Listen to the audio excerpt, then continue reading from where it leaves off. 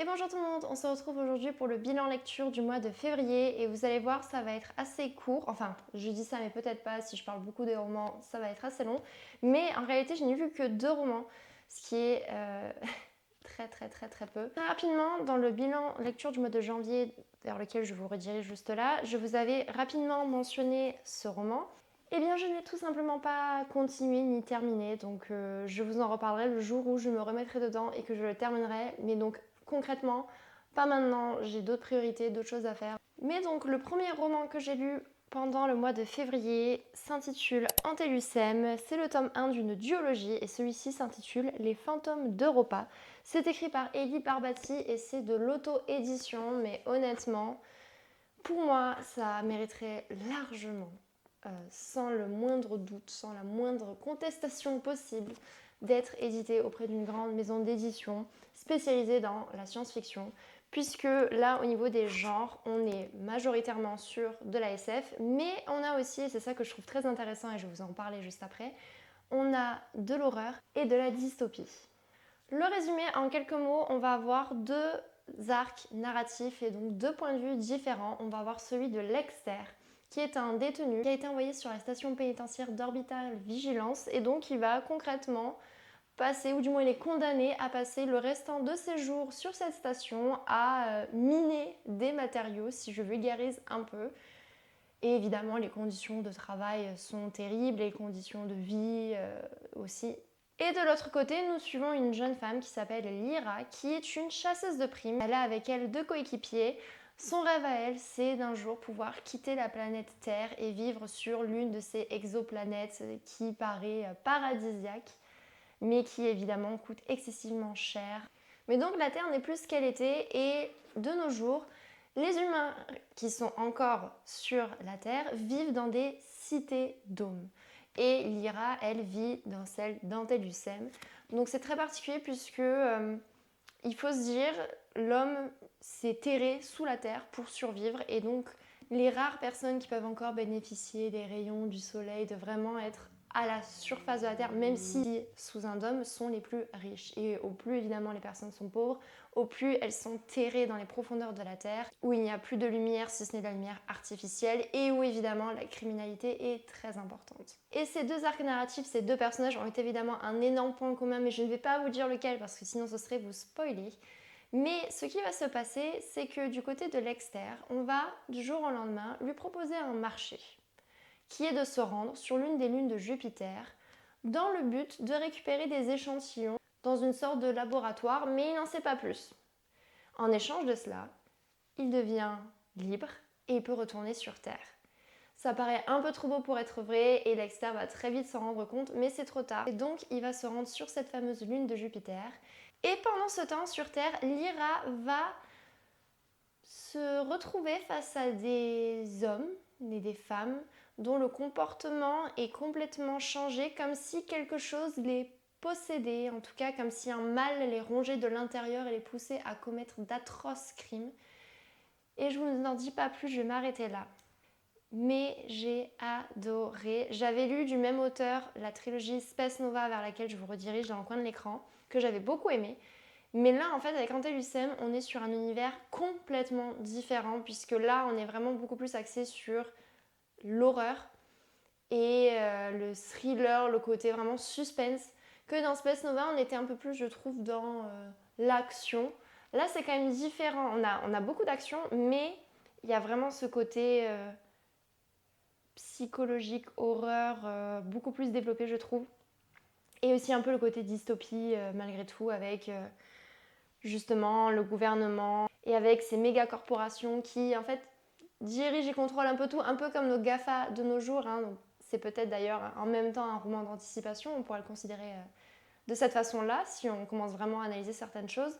Mais j'ai beaucoup aimé pour plein de raisons différentes.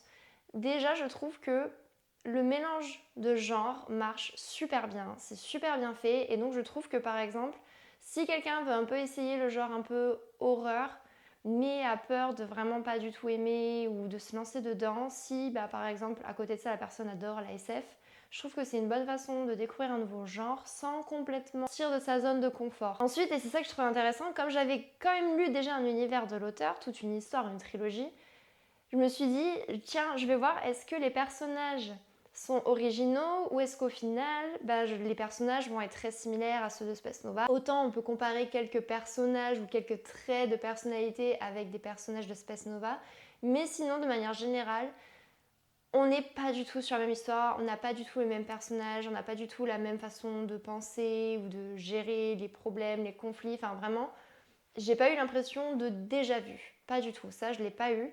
Et ce que j'ai beaucoup aimé justement avec les personnages, c'est que ils sont intelligents dans le sens où vraiment on n'a pas ce cliché que malheureusement je trouve est très présent dans beaucoup d'histoires où les personnages sont dans une situation complexe, problématique, voire de mort imminente, ou en tout cas voilà, il y a un vrai danger et ils prennent une décision complètement débile. Et bien ça, on ne l'a pas dans Antelusem. Vraiment, les personnages ne réagissent pas bêtement.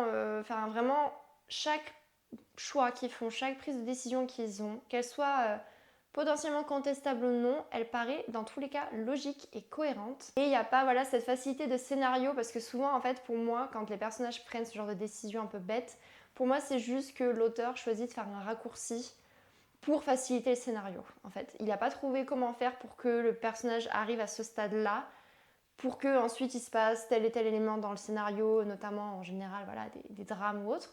Et donc, voie de la facilité, le personnage fait un choix débile alors que clairement ça aurait pu être évité. Pour moi, c'est comme ça que je le vois.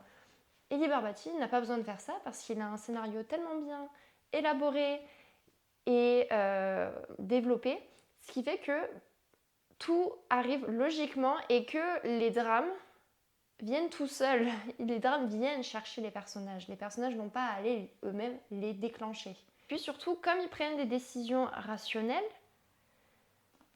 au final, je trouve que le scénario est moins prévisible que justement dans ces fameux scénarios où le personnage évidemment fait le truc qu'il ne faut pas faire. Là, comme au final, ils choisissent de parfois avoir des choix assez intéressants et parfois intrigants, c'est compliqué de deviner ce qui va se passer après. Et de manière générale, je trouve que l'auteur fait exprès de dévoiler vraiment bout par bout, vraiment tout doucement, petit à petit, les pistes ou les révélations, les indices qui vont permettre à la fin de l'histoire de vraiment comprendre et avoir la vue d'ensemble.